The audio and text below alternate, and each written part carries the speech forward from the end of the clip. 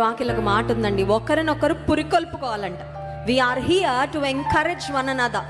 ఒకరినొకరు ధైర్యపరచుకోవాలి, ఒకరినొకరు ప్రోత్సహించు. కొంతమంది ఉంటారు ఎప్పుడు వెనక్కి లాగే కదండి, భారతదేశం పీతల్లాగా ఉంటారు.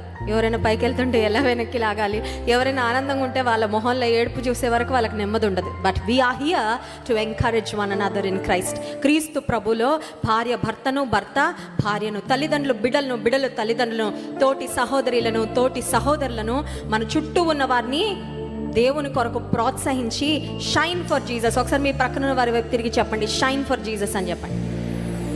Yes, we are here to shine. ఎప్పటి వరకు?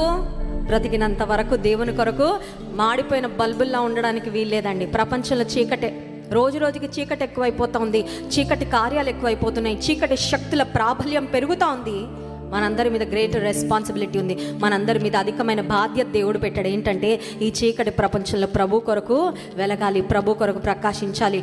వంట